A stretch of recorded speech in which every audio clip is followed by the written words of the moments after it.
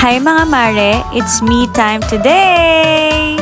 And yes, I'm craving for a Chinese food. Lah, ang arte na! Kasing arte lang naman itong siomai na may truffle sauce on top. So this is my soup, double boiled chicken with morel mushroom and fish mawer. Ay grabe, ang sarap! Si kuya tingin ng tingin sa akin, oh. Nagagandahan ka sa akin, kuya. May pangbayad ako, no? Pero ito talaga kinakrave ko, mga mare. Itong Peking duck na to. Syempre, di ba? Nakakagigil. All mine! Oh my God, ito naman, steamed stuffed vegetarian treasure in inari bag. Teka, habang hindi nakatingin si kuya, bilisan ko tong salted fish fried rice ko. Nawiwingdang na si kuya sa akin. Ang lakas kong kumain. Grabe!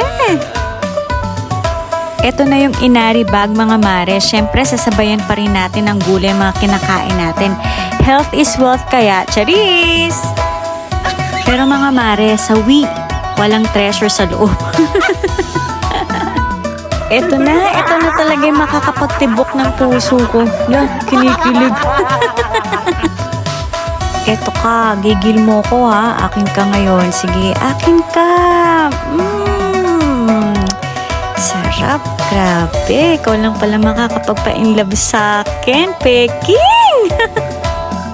Teka, bubuhusan din kita ng sobrang pagmamahal ko. Grabe ka. Ay, eto na. Grabe, kinikilig ako sa'yo sa sarap. Sobrang sarap po, grabe. Ay, sarap. Kaloka ka, Maring Rax. Pakiligin ba yung sarili? Sabi ko naman sa inyo, mga besh, masarap din maging single. Look at me, I'm enjoying my own company. Love yourself lang, ganun. Ito na yata yung sinasabi nilang parang jowa. Nakaka-inlove na nakaka-high blood, ganon. Ayan. Sige pa, hoy, ang diet.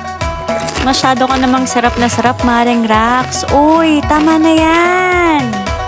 Teka naman, sayang naman to, ubusin ko na.